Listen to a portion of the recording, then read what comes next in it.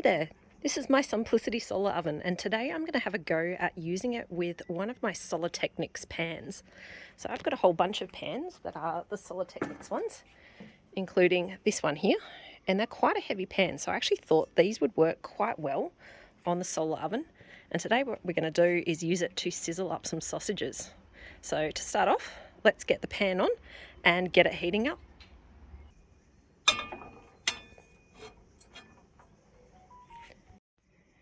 It is a larger diameter pan than I normally use on this, so hopefully it doesn't block too much of the sun, but it's worth giving a go. While this is heating up a little bit, I'll tell you a little bit about the solar oven that I'm using here. This one is a Sunplicity, which is a parabolic style solar cooker, which is basically one where it refracts all the light onto that pan, and in particular, it kind of refracts it so that there's light underneath. So if I get in underneath my pan here, you can see how there's a bit of a concentration of light underneath. It's kind of similar to if you're using a magnifying glass and kind of concentrating light into an area. It'll heat that up so it gets super hot, and hopefully very soon it'll be hot enough to sizzle some sausages. While this has been heating up, the sun has been moving across the sky a bit, and what that means is I just need to change the orientation of this a little bit.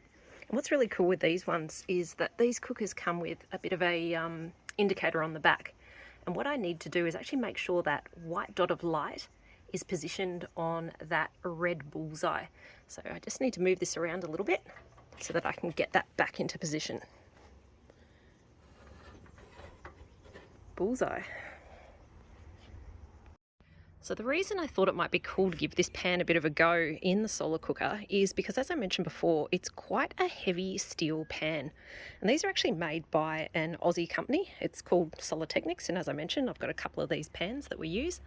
And normally we use them inside, but they do say that they're good for pretty much every heat source. So you can use them over fire, on induction cookers. We've actually used it on top of our wood fire as well as just on our glass stovetop inside, and also our gas burner outside too. But this is the first time having a go of it on a solar cooker. It'd be interesting to know if anyone else has ever done this before, but it will be interesting to see how it goes. I expect it will go pretty well because with that single solid piece of steel, I'm expecting it's going to heat up really well, which will make it really good for sizzling things like the sausages we're going to have a crack at today. Alrighty, that's looking pretty hot, so we're going to pop in our sausages. There you go, you can hear that sizzling already, so that is definitely hot.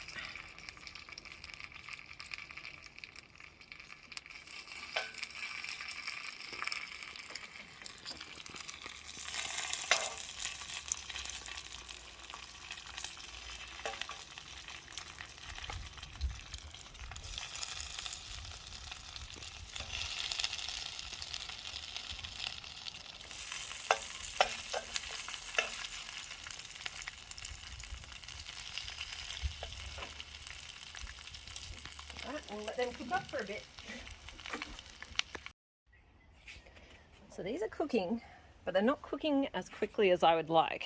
And it really is just the diameter of the pan being a bit too big.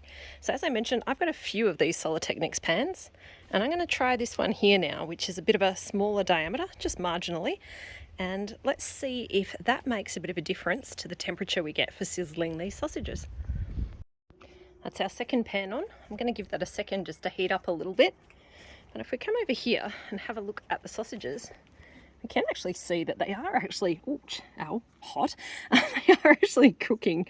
And in fact, you can see that they are actually browning up on the top as well as on the bottom from where the light has been hitting it. So they are cooking, but I reckon we can do better. And that's why I thought we'd switch over to this pan where there's not going to be quite as much shading. This does have quite a bit of a thick handle, as you can see here. From memory, I think this was a 28 centimetre pan, and I think this one here was the 26. So let's see if that bit of a difference makes a difference in the cooking. All right, let's see if it's looking any different underneath with the smaller pan. It'll be interesting to see if we've got a bit more light refracting onto the pan now. And it actually looks like there is, which makes sense because, of course, the smaller diameter the pan that we have, the less shading and blocking of the sunlight that we're going to have for that light getting underneath to concentrate on the bottom of the pan. So now that's heated up a bit, let's get some of these sausages back in.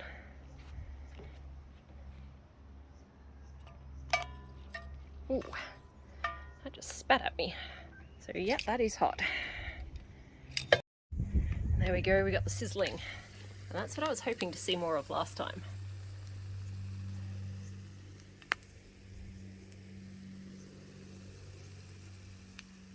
That is pretty cool, considering that is just with our Aussie sun.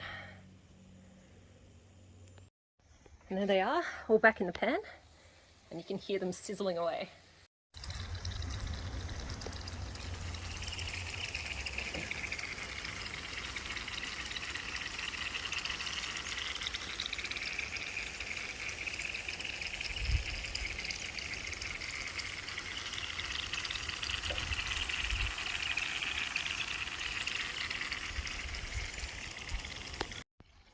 These have been on now for about 20 minutes, even with all the mucking around with the different pans. And I think if I leave these on too much longer, I'm actually going to burn them. So it's time to take one off.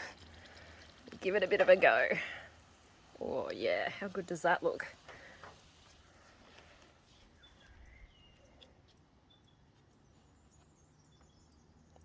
Yummo.